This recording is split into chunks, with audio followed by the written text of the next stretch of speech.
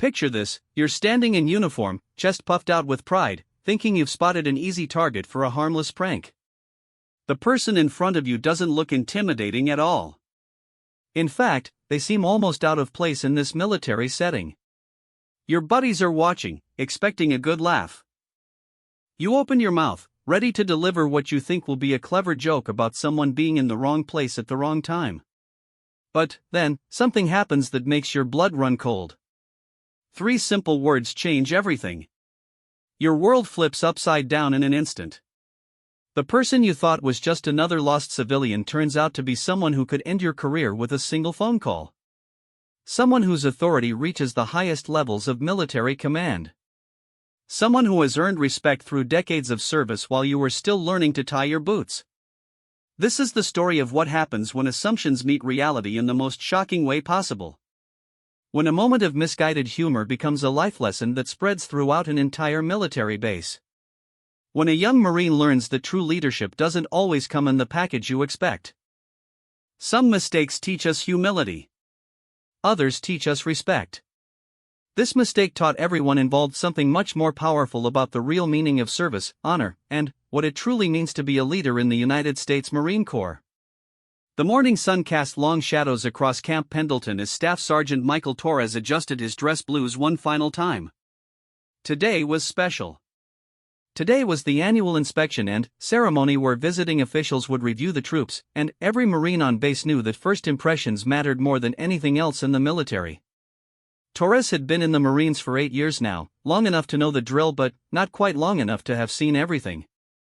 At 26, he carried himself with the confident swagger that came from surviving multiple deployments and earning the respect of his fellow Marines.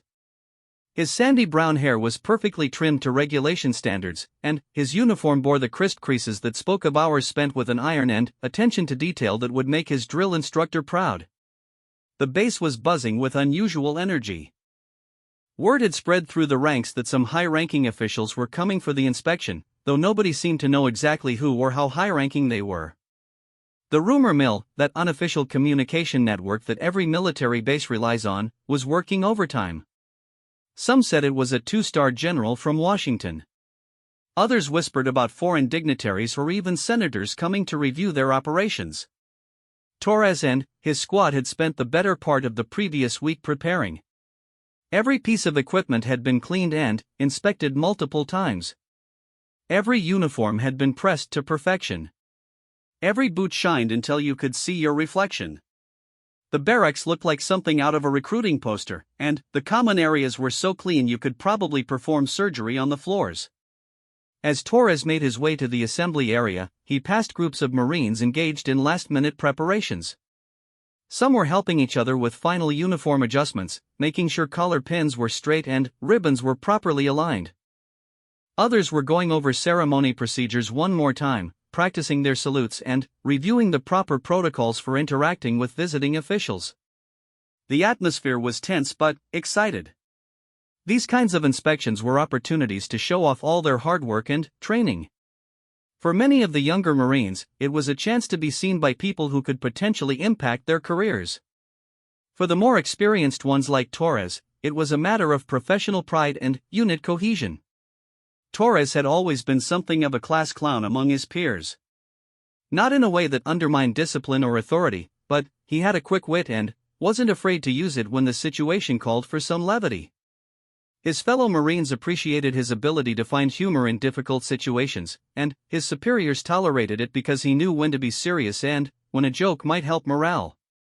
This personality trait had served him well during deployments, where maintaining morale could be a matter of life and death. A well-timed joke could diffuse tension, help someone through a difficult moment, or simply remind everyone that they were human beings first and Marines second. But, like any tool, humor could be dangerous if used at the wrong time or in the wrong way. As Torres reached the main assembly area, he could see that preparations were in full swing. The parade ground had been marked with precise lines showing where each unit should stand. Flags hung perfectly still in the calm morning air, and the reviewing stands had been polished until they gleamed. Everything was ready for what promised to be an impressive display of Marine Corps precision and professionalism. The base commander, Colonel Harrison, was making his rounds, doing final inspections of the troops and the facilities. Colonel Harrison was a career Marine with over 20 years of service, and he had a reputation for running a tight ship. He was fair but demanding, and he expected nothing less than perfection from his Marines, especially on days like this when the reputation of the entire base was on display. Torres watched as the colonel moved through the ranks, occasionally stopping to speak with individual Marines or to make minor adjustments to formations. The colonel's face showed the focused concentration of someone who knew that every detail mattered, that even the smallest mistake could reflect poorly on the entire unit. As the morning progressed, vehicles began arriving at the main gate. Security was tight, with multiple checkpoints and identification verifications for anyone entering the base. The Marines on duty at the gate were some of the unit's best, chosen specifically for their professionalism and attention to detail. They understood that they were often the first impression that visitors had of the base, and they took that responsibility seriously. Torres could see some of the vehicles in the distance, black SUVs with tinted windows and small American flags mounted on the front. The kind of vehicles that usually transported important people. The sight of them made his pulse quicken slightly with anticipation. Whatever was about to happen, it was clearly significant. The word came down through the chain of command: the visiting officials would be arriving shortly, and all personnel should be in their designated positions and ready for inspection. Torres took his place with his squad, checking one more time to make sure his uniform was perfect and his bearing was appropriately military. As he stood there waiting, Torres found himself thinking about his family back home in Texas. His parents had been so proud when he first enlisted, and even prouder when he had been promoted to staff sergeant. His father had served in Vietnam, and his grandfather had fought in World War II. Military service was a family tradition, and Torres felt the weight of that legacy every time he put on his uniform. The minutes ticked by slowly as they waited for the official arrival. Torres could feel the nervous energy of the Marines around him, the quiet anticipation that came before any major event. Some were probably nervous about being inspected by high-ranking officials.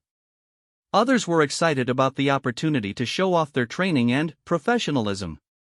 Torres himself was somewhere in between. He was confident in his abilities and his unit's readiness, but he also understood that in the military, you never knew what to expect. Plans could change in an instant, and the ability to adapt and maintain composure under unexpected circumstances was one of the most important skills a Marine could develop. The sun was climbing higher now, and the temperature was starting to rise.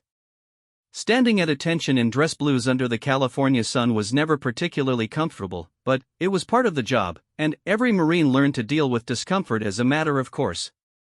Finally, the radio chatter increased, and Torres could see movement at the base entrance. The visiting officials were arriving, and, in just a few minutes, the inspection would begin. Everything they had worked for over the past week was about to be put to the test. As Torres stood there in formation, perfectly pressed and ready for inspection, he had no idea that in just a short while, he would be involved in an incident that would become legendary on the base. An incident that would teach him more about assumptions, respect, and true leadership than any training manual ever could. The stage was set, the players were in position, and the morning sun continued to climb higher into the clear California sky. The black SUVs pulled through the main gate of Camp Pendleton with the quiet authority that comes with transporting important people. Torres watched from his position in formation as the vehicles made their way toward the main administrative building, their tinted windows revealing nothing about the passengers inside. Colonel Harrison stepped forward to greet the arriving officials, his posture perfect and his face showing the careful neutrality that senior officers mastered when dealing with unknown quantities. The base had been notified of the visit, but the specific details about who exactly was coming had been kept deliberately vague for security reasons. Torres could see other Marines straining to get a glimpse of the visitors as they exited their vehicles near the command building, but, from his distance and angle, it was impossible to make out details. All he could see were figures in what appeared to be civilian clothing moving toward the building entrance, accompanied by what were obviously security personnel and military escorts. The inspection was scheduled to begin in 30 minutes, which meant there was a brief period where the visiting officials would review paperwork and receive briefings from Colonel Harrison and his staff before making their way to the parade grounds. This was standard procedure, designed to give visitors context about the base, its mission, and its personnel before the formal ceremony began. During this waiting period, some Marines were allowed to move to at-ease positions, though they were expected to remain in their designated areas and maintain appropriate military bearing. Torres used this time to chat quietly with the Marines in his squad, most of whom were significantly younger than him and clearly nervous about the upcoming inspection. "Just remember what we practiced," Torres told Lance Corporal Martinez, a 19-year-old from Los Angeles who had only been on base for 6 months. "Stand tall, answer clearly if anyone speaks to you, and don't let nerves get the better of you. These people put their pants on one leg at a time, just like everybody else." It was this kind of reassuring leadership that had helped Torres earn the respect of his subordinates. He had a gift for making difficult situations seem manageable, for helping younger Marines find their confidence in moments when the pressure felt overwhelming. As they waited, Torres noticed increased activity around the main building.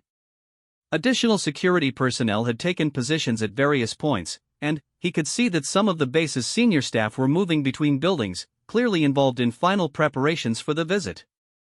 The radio chatter from the command post had also increased, with regular updates about timing and logistics flowing through the communication system.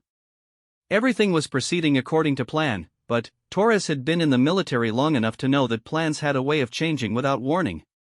After about 20 minutes of waiting, word came down that the inspection would begin shortly. The visiting officials had completed their briefings and were preparing to move to the parade grounds.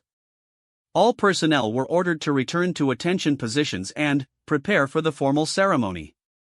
Torres straightened his uniform one final time and took his position. Around him, over 200 Marines did the same, creating the kind of precise, coordinated movement that was a hallmark of military discipline. The sight was impressive even to those who saw it regularly, a demonstration of the training and attention to detail that made the Marine Corps legendary. As the minutes passed, Torres found himself thinking about the importance of these kinds of events. Military inspections weren't just about showing off for visiting dignitaries. They were about maintaining standards, reinforcing discipline, and demonstrating the professionalism that was expected of every Marine every day. They were reminders that military service was about more than individual achievement, it was about being part of something larger and more important than yourself. The sound of approaching vehicles broke his concentration.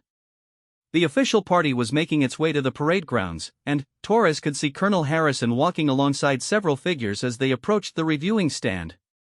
From his position in formation, Torres still couldn't make out specific details about the visitors, but he could sense the heightened attention of every Marine on the field.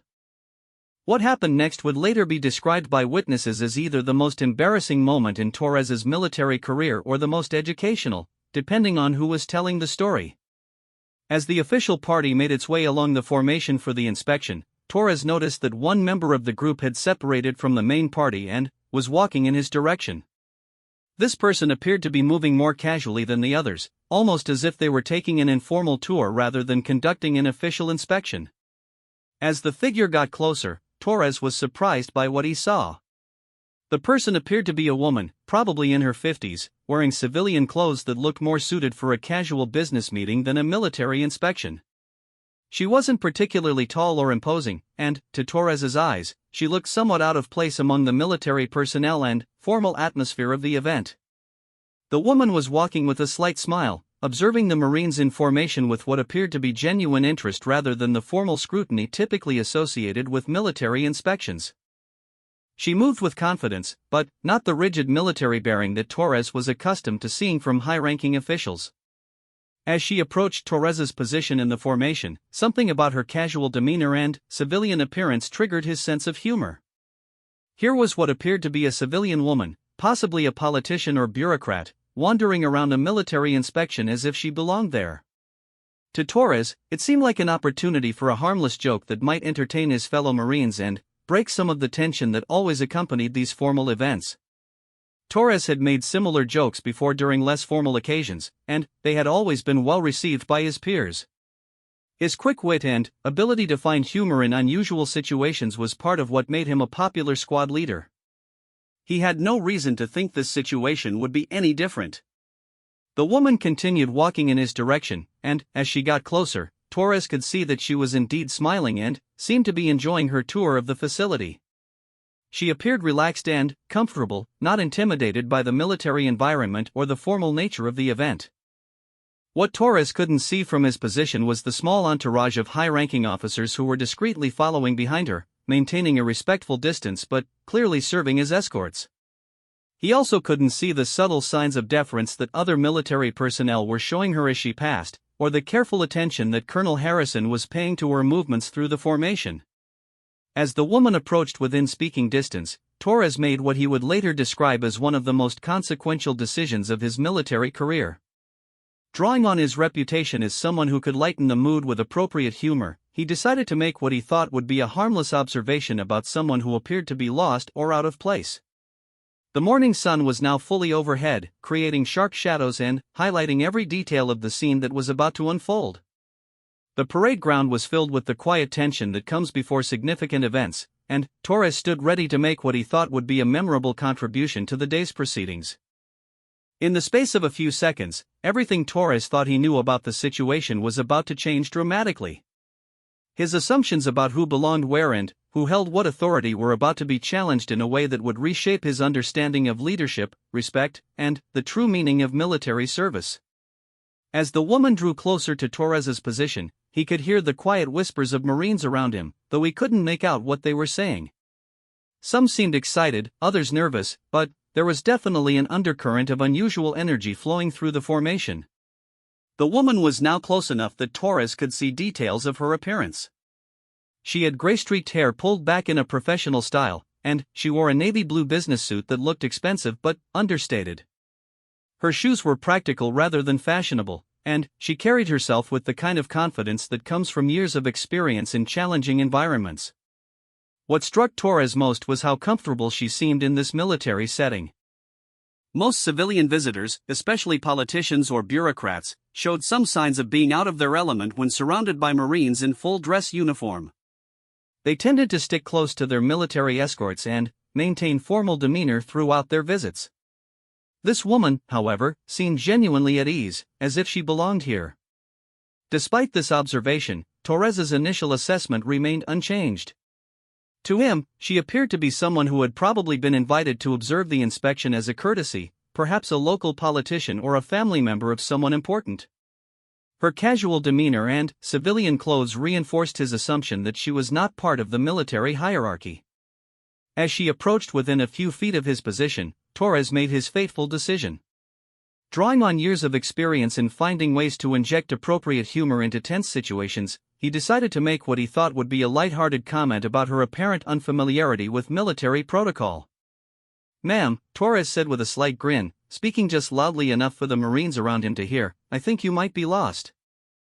The civilian observation area is over there by the reviewing stand. This is where the real Marines stand." The words left his mouth before he had time to fully consider their implications.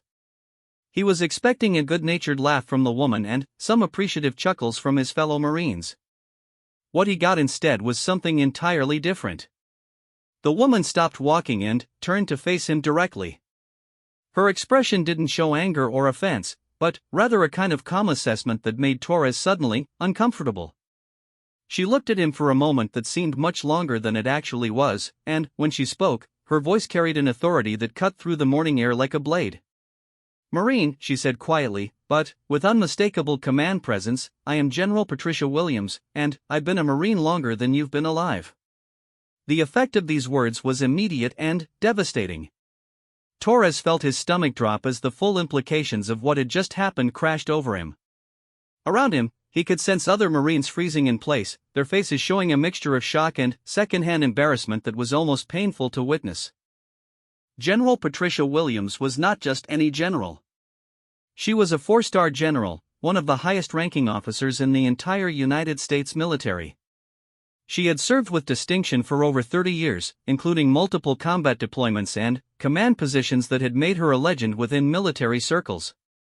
She was also one of the most respected leaders in the Marine Corps, known for her intelligence, her integrity, and her unwavering commitment to the welfare of the Marines under her command. Torres's mind raced as he tried to process what had just happened. In the space of a few seconds, he had gone from making what he thought was a harmless joke to insulting one of the most senior officers in the military. The magnitude of his mistake was almost incomprehensible. General Williams continued to look at him, her expression unreadable. Torres could see Colonel Harrison approaching rapidly from the corner of his eye, and he knew that his commanding officer had undoubtedly heard the exchange. The entire situation had gone from slightly amusing to career-threatening in the span of about 10 seconds. "I apologize, General," Torres managed to say, his voice cracking slightly with the stress of the moment. "I had no idea who you were. I meant no disrespect."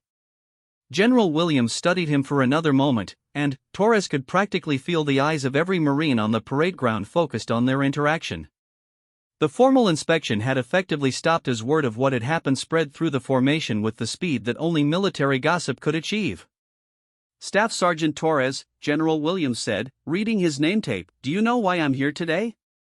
Torres realized that she somehow knew his name and rank, which made the situation even more surreal.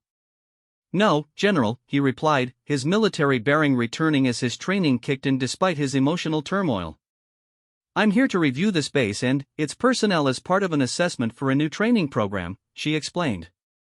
"I'm looking for Marines who demonstrate leadership potential, initiative, and the ability to think on their feet. I'm also looking for signs of complacency or assumptions that might indicate problems with unit cohesion or respect for authority." Torres felt his heart sinking even further. Not only had he insulted a four-star general, but he had done it during an official assessment that could have implications for the entire base. His moment of misguided humor had potentially created problems that went far beyond his own personal embarrassment. The parade ground had become eerily quiet. Even the usual background sounds of a military base seemed muted as everyone within hearing distance focused on the unfolding drama. Colonel Harrison had reached their position but was maintaining a respectful distance, clearly waiting to see how General Williams intended to handle the situation. General Williams looked around at the Marines in formation, all of whom were trying to maintain proper military bearing while obviously being intensely curious about what would happen next. She then turned her attention back to Torres, who was standing at rigid attention and clearly struggling with the enormous mistake he had just made. "Staff Sergeant Torres," she continued, "your comment reveals something important about assumptions and respect in the military. You made a judgment about who I was and what I was doing here based entirely on my appearance and civilian clothes. You assumed that someone who didn't look like a typical Marine couldn't possibly be a leader or have earned the right to be here." Torres wanted to respond, to explain that his comment had been intended as humor rather than disrespect, but he knew better than to interrupt a general who was clearly making an important point. He remained at attention, listening to words that he knew would stay with him for the rest of his career. "The fact is, Staff Sergeant, that leadership comes in many forms, and some of the best Marines I've served with wouldn't necessarily fit your idea of what a real Marine looks like. Some of the bravest people I've known were small in stature. Some of the most intelligent were quiet and unassuming. Some of the most dedicated wore civilian clothes when duty required it." As General Williams spoke, Torres began to understand that this wasn't just about his personal mistake. She was using his error as a teaching moment, not just for him but for everyone who was listening. The inspection had become an impromptu lesson in leadership and respect that would be remembered long after the formal ceremony was over. General Williams took a step closer to Torres, her presence now completely dominating the immediate area. Despite her relatively modest physical stature, she commanded attention in a way that made it clear why she had risen to the highest levels of military leadership. "Let me tell you something about being a real Marine, Staff Sergeant Torres," she continued, her voice carrying across the parade ground with crystal clarity. "I enlisted in 1985 when women in the military faced challenges you can't imagine. I've served in Somalia, Iraq, and Afghanistan. I've commanded units in combat, made life and death decisions under fire, and earned every rank I've held through performance and dedication." Torres felt smaller with each word she spoke. The weight of his assumption was becoming clearer by the moment. He had looked at this woman and seen someone who didn't belong, when in fact she had probably earned her place in the Marine Corps through more sacrifice and dedication than he could imagine. "I've been shot at, bombed, and tested in ways that would break many people," General Williams continued. I've held dying Marines in my arms and written letters to families who lost their children in service to their country. I've made decisions that affected thousands of lives and carried responsibilities that kept me awake at night for years. The silence on the parade ground was now absolute. Even the wind seemed to have stopped blowing as every person present focused on the impromptu lesson taking place before them. Colonel Harrison stood nearby, his face showing a mixture of concern for his subordinate and respect for the general's handling of the situation. "When you look at me and see someone who doesn't belong here, you're not just disrespecting me personally," General Williams said. "You're disrespecting every Marine who doesn't fit your narrow definition of what a warrior looks like. You're perpetuating attitudes that have held back qualified people and weakened our military's effectiveness." Torres realized that his simple comment had touched on something much deeper than he had understood. Military culture, like any culture, had its biases and assumptions, and his joke had revealed some of those biases in a very public way. However, General Williams continued, her tone softening slightly, "I also recognize that your comment came from a place of pride in your unit and your service. You were trying to show esprit de corps and unit cohesion, even if you did it in a misguided way." For the first time since this encounter began, Torres felt a small sense of relief. The general was acknowledging that his intentions, while poorly executed, hadn't been malicious. This gave him hope that the consequences might not be as severe as he had feared. "Staff Sergeant Torres, I want you to understand something," General Williams said. "The ability to recognize and adapt when you've made a mistake is one of the most important qualities a leader can have. How you handle this moment will say more about your character than the mistake itself." Torres took a deep breath and looked directly at General Williams. "General, I was completely wrong, and I apologize not just to you but to every Marine who heard what I said. I made assumptions based on appearance, and that's not worthy of the uniform I wear. I will learn from this and be better." General Williams studied his face for a moment, and Torres could see her evaluating the sincerity of his apology. Whatever she saw there seemed to satisfy her, because her expression softened further. "That's exactly the kind of response I hope to hear from a Marine who's capable of growth and leadership," she said. "Now, Staff Sergeant Torres, I want you to think about something.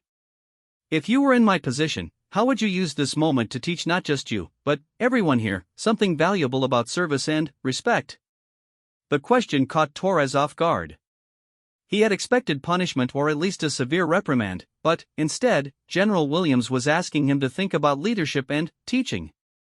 It was a challenging question that required him to step outside his own embarrassment and consider the broader implications of what had happened. Torres thought for a moment, acutely aware that his answer would be heard by hundreds of his fellow Marines. "General, I think I would want everyone to understand that respect isn't based on how someone looks or what they're wearing. It's based on their service, their sacrifice, and their commitment to the mission and to each other." "Good," General Williams replied. "What else?" Torres continued to think, drawing on his years of military experience and his understanding of what made effective leaders. "I would want them to know that assumptions can be dangerous, not just in social situations like this, but in combat and other critical situations where misreading someone or something could have serious consequences." "Excellent. And?" "I would want them to understand that leadership means taking responsibility for your mistakes and learning from them, rather than making excuses or trying to avoid accountability." General Williams nodded approvingly. "Staff Sergeant Torres, you've just demonstrated more leadership in the last 5 minutes than many officers show in their entire careers. You recognized your error, took responsibility for it, apologized sincerely, and then thought critically about how to turn it into a learning experience for others. The transformation in the atmosphere on the parade ground was remarkable. What had started as an embarrassing incident was becoming a powerful lesson in leadership, respect, and personal growth. The Marines in formation were witnessing something they would remember and talk about for years to come. "Now," General Williams said, addressing not just Torres but the entire formation, "I want all of you to remember what happened here today. Not because Staff Sergeant Torres made a mistake, but because of how he handled it once he realized what he had done." She turned to address the broader group of Marines who were listening. "In your careers, you will all make mistakes. Some will be small and private, others will be large and public. What defines you as Marines and as leaders is not the absence of mistakes, but how you respond when you make them. Colonel Harrison stepped forward at this point, clearly sensing that the teachable moment was reaching its conclusion. General Williams, would you like to continue with the formal inspection? General Williams looked around at the Marines in formation, all of whom were standing at perfect attention but clearly engaged with what had just transpired. Colonel Harrison, I think we've just completed the most important part of today's inspection. Your Marines have demonstrated exactly the kind of character and leadership potential that this base is known for. She turned back to Torres one final time. Staff Sergeant Torres, I'll be interested to see how you apply what you've learned today in your future leadership opportunities. Something tells me this experience will make you a better Marine and a better leader. As General Williams moved on to continue her tour of the base, Torres remained at attention, his mind reeling from what had just happened. In the space of less than 10 minutes, he had gone from making a thoughtless joke to receiving one of the most powerful leadership lessons of his career from one of the most senior officers in the military. The remainder of the inspection proceeded with unprecedented focus and professionalism. Every Marine on the parade ground had witnessed the exchange between Torres and General Williams, and the lesson had resonated deeply throughout the ranks. There was a new energy in the formation, a heightened awareness of what it truly meant to serve with honor and respect. As General Williams continued her tour of the facilities, accompanied by Colonel Harrison and his staff, Torres remained in formation, but his mind was processing everything that had just happened. The initial embarrassment was beginning to give way to a deeper understanding of the profound lesson he had just received. Lance Corporal Martinez, standing next to Torres in formation, whispered quietly, "Sergeant, that was incredible. I've never seen anything like that." Torres nodded slightly, still maintaining proper military bearing. "Martinez, remember what just happened here. Remember how she turned my mistake into something that made all of us better Marines." The formal inspection continued for another hour, with General Williams reviewing various aspects of the base's operations, meeting with different units, and observing training exercises. Throughout her tour, she maintained the same approachable but authoritative demeanor that had made her interaction with Torres so effective. When the official ceremony concluded, the Marines were dismissed to return to their regular duties. As Torres walked back toward the barracks with his squad, he was approached by several fellow Marines who wanted to discuss what had happened. "Torres, man, I thought you were done for when she said she was a general," said Sergeant Rodriguez, a friend from another unit. "But the way she handled it, and the way you responded, that was something special. I learned more about leadership in those 10 minutes than I did in my last year of training," added Corporal Thompson. "She could have destroyed you, but instead she taught all of us something important." Torres appreciated the support from his fellow Marines, but he was also beginning to understand the broader implications of what had occurred. His mistake had inadvertently created an opportunity for an important conversation about assumptions, respect, and leadership that might not have happened otherwise. Later that afternoon, Torres was summoned to Colonel Harrison's office.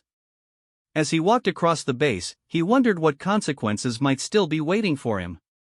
Despite General Williams's gracious handling of the situation, he had still made a significant error in judgment that could potentially have disciplinary implications. Colonel Harrison's office was a testament to a long military career, with awards, commendations, and photographs from various deployments covering the walls. The colonel was sitting behind his desk when Torres entered, and his expression was serious but not hostile. "Staff Sergeant Torres, please have a seat," Colonel Harrison said, gesturing to a chair across from his desk. Torres sat down, maintaining perfect posture and trying to read his commanding officer's mood. "I want to discuss what happened during today's inspection," the colonel began. "First, let me be clear that your initial comment to General Williams was inappropriate and could have had serious consequences for both you and this base." Torres nodded. "Yes, sir. I understand that, and I take full responsibility. However," Colonel Harrison continued, "I also want you to know that General Williams spoke to me privately after the inspection. She was impressed with how you handled the situation once you realized your mistake, and she specifically mentioned that she sees leadership potential in you." This news caught Torres completely off guard. He had expected consequences, not praise. "Sir?" General Williams told me that the ability to admit error, learn from it, and think critically about its implications are rare qualities that should be encouraged, not punished. She suggested that this experience might actually make you a more effective leader. Colonel Harrison leaned back in his chair. "Torres, you've been a solid Marine and a good squad leader, but today you demonstrated something more. You showed that you can handle pressure, admit mistakes, and turn a negative situation into a learning experience for yourself and others." The colonel opened a file on his desk. "I've been considering recommendations for the next class of staff development courses, and, after today's events, I'm putting your name forward. General Williams's assessment reinforced my belief that you have the potential for greater leadership responsibilities." Torres felt a mixture of relief and amazement. His mistake, which he had feared would end his career, was instead opening doors to new opportunities. "Thank you, sir. I won't let you down." "See that you don't," Colonel Harrison said with a slight smile. "And, Torres, remember what happened today. Remember how General Williams turned a difficult moment into a teaching opportunity. That's the kind of leadership we need more of in the Marine Corps." Over the following weeks, the story of Torres's encounter with General Williams spread throughout Camp Pendleton and beyond. It became one of those legendary military stories that gets passed down through generations, but, unlike many such stories, this one carried a positive message about growth, learning, and the true nature of leadership. Torres found that his experience with General Williams had changed him in fundamental ways. He was more thoughtful about his interactions with others, more aware of his own assumptions and biases, and more committed to treating every person he met